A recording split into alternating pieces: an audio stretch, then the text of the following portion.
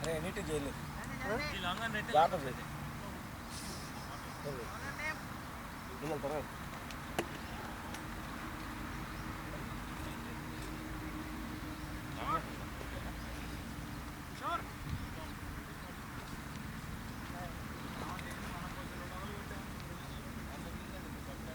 जल्दी करो यार महेश जल्दी करो अपने को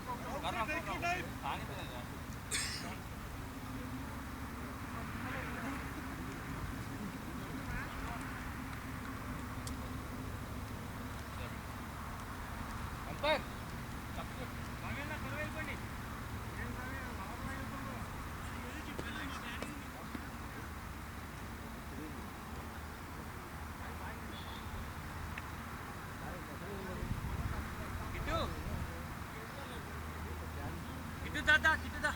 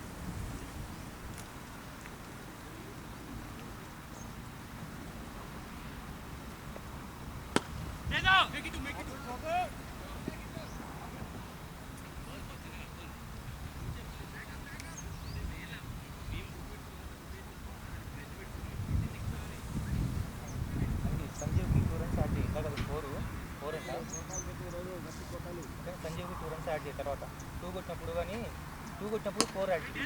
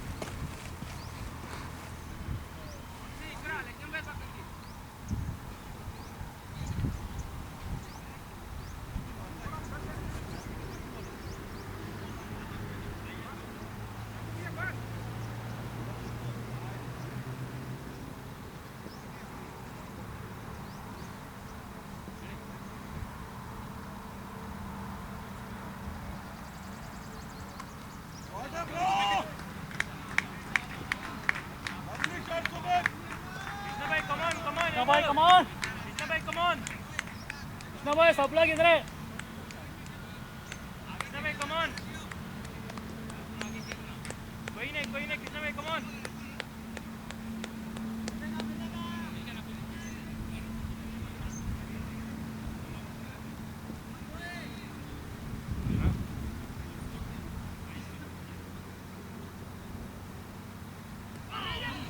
अरे यार बढ़िया यार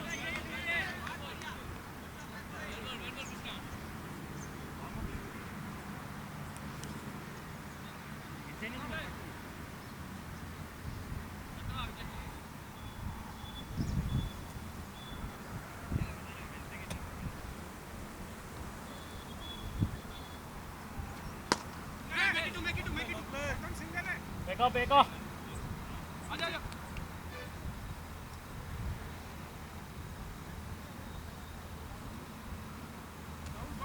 welcome back. 11.3 overs 12th over run అవుతుంది. 110 4 వికెట్లు నష్టానికి 110. Current run rate 9.57. ఈ 9.5 నుంచి 10 వరకు ఎప్పుడు తగ్గట్లేదు. మరి కరెంట్ రన్ రేట్ అయితే అది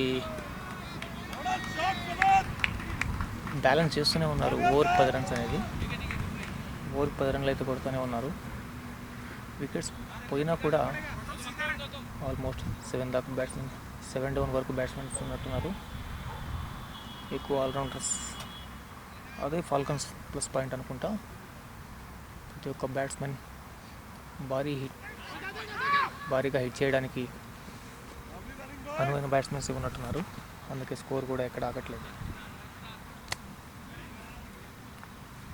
సంజీవ్ 15 balls 17 runs. సుమిత్ కేవి 15 balls 17 runs. Sanjeev 14 balls 22 runs. Sanjeev అయితే 2 భారీ సిక్స్లు కొట్టాడు. మంచి స్ట్రైక్ రేట్ 157 స్ట్రైక్ రేట్ ఉన్నట్టుంది. సుమిత్ కేవి 113 స్ట్రైక్ రేట్తో బ్యాటింగ్ చేస్తున్నారు. వీళ్ళిద్దరూ ఇంకొద్దిసేపు క్రీజ్లో నిలదొక్కున్నట్టయితే లాస్ట్ 5 overs ఇంకా భారీగా స్కోర్ రావడానికి ఆస్కారం ఉంటుంది. ఈ టైంలో వికెట్ పడాలి వారియర్స్కి, లేదంటే కొంచెం భారీ స్కోర్ నమోదయ్యే అవకాశాలు కూడా లేకపోలేదు. ఆఖరి మ్యాచ్లో లాగా 190 190 180 ప్లస్ స్కోర్ అయితే వచ్చేలానే ఉంది. లాస్ట్ మ్యాచ్ చూశారు కదా, 190 ప్లస్ స్కోర్కి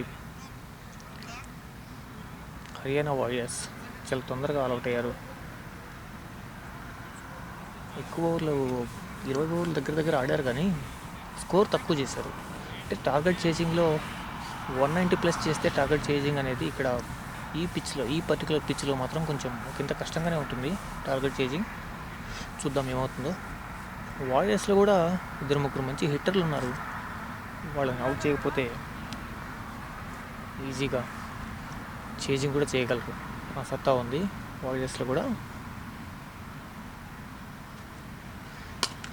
కానీ ఫాల్కన్స్ బౌలింగ్ కూడా చాలా స్ట్రాంగ్ ఉంది.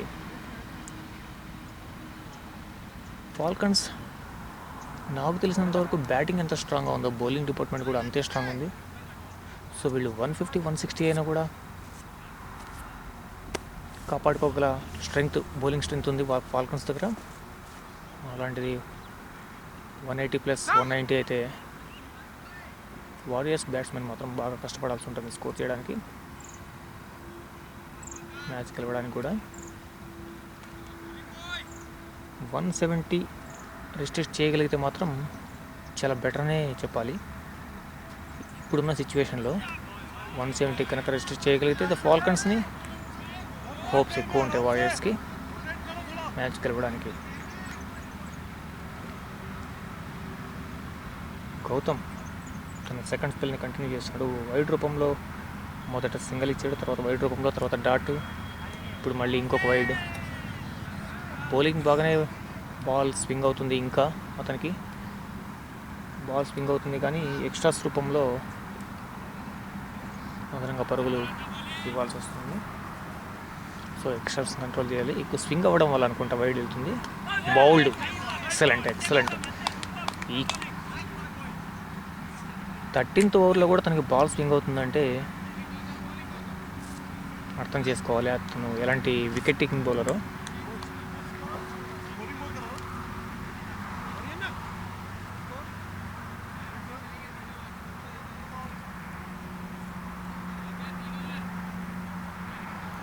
.122, 4 wickets, 13th over.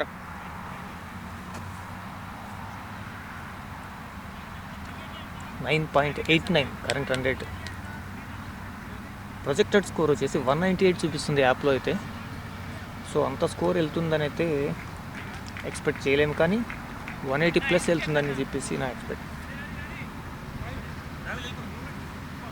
వికెట్స్ ఇంకో కపుల్ ఆఫ్ వికెట్స్ వెంటనే తీయగలిగితే మాత్రం ఇంత కష్టమే అవుతుంది 190+ స్కోర్ రావడానికి. Rohit Patnaik, the captain, the Falcons captain Rohit Patnaik the crease. తన మొదటి బాల్ ఫేస్ చేయడానికి సిద్ధంగా ఉన్నాడు Rohit Patnaik, the captain of Falcons. Gautam మొదటి బాల్ని పాయింట్ తీసుగా ఒక సింగిల్ వేయడం జరిగింది. తను ఎదుర్కొన్న మొదటి బంతికే సింగిల్. ఖాతా ఓపెన్ చేశారు. 45 రోహిత్ శర్మ జెర్సీ నెంబర్ వేసుకుని చూడడానికి మంచి హిట్టర్లా కనిపిస్తున్నారు రోహిత్ పట్నాయక్.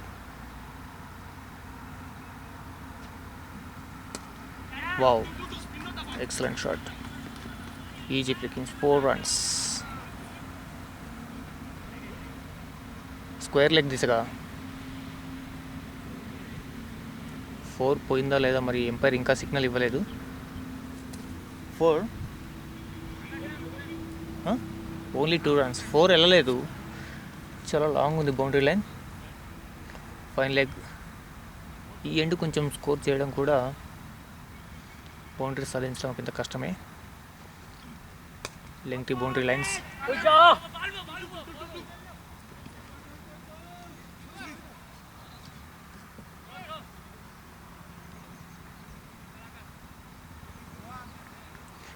మళ్ళీ 2 runs.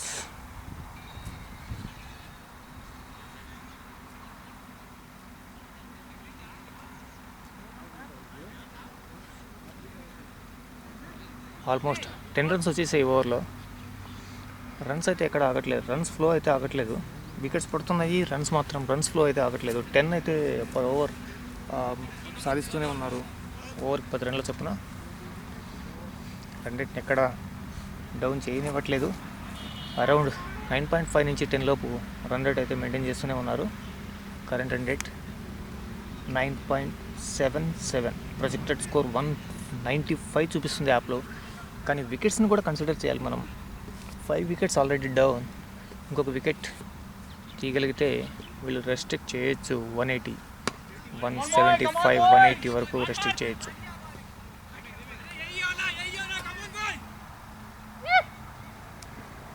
కానీ రోహిత్ పట్నాయక్ మంచి హిట్టర్స్ ఉన్నారు. సుమిత్ కేవి, రోహిత్ పట్నాయక్ వీళ్ళు గ్రీజ్లో నిలదొక్కగలిగితే 193 రావడం కూడా పెద్ద కష్టమేం కాదు. ఎందుకంటే మంచి హిట్టర్స్ ఉన్నారు గ్రీజ్లో. అద్భుతమైన స్టెంపింగ్ ఛాన్స్ వచ్చినట్టు అనిపిస్తుంది.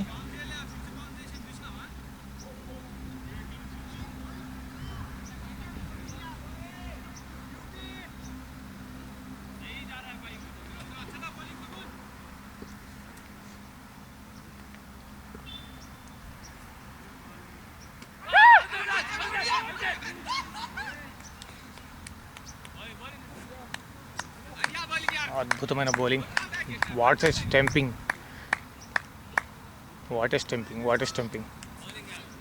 ఫ్రాక్షన్ ఆఫ్ సెకండ్స్లో మంచి స్టెంపింగ్ చేశారు ఆకాష్ నుంచి. అద్భుతమైన వికెట్ అని చెప్పాలి ఇది.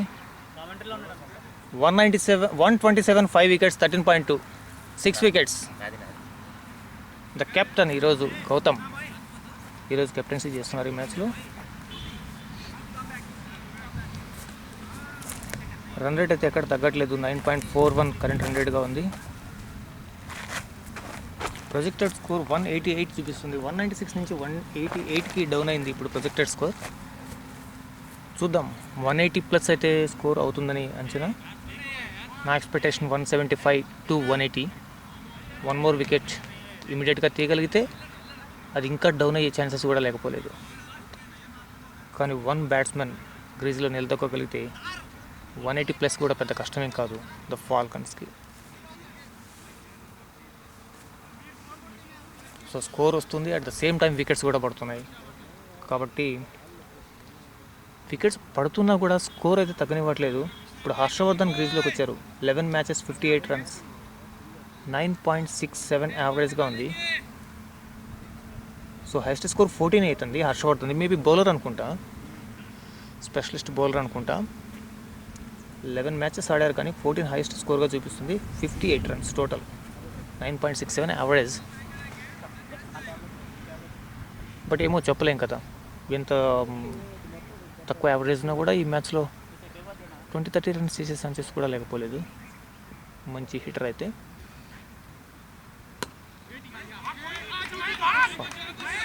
మేబీ 2 రన్స్ వచ్చే ఛాన్సెస్ బాగా ఉన్నాయి. Easy 2 runs.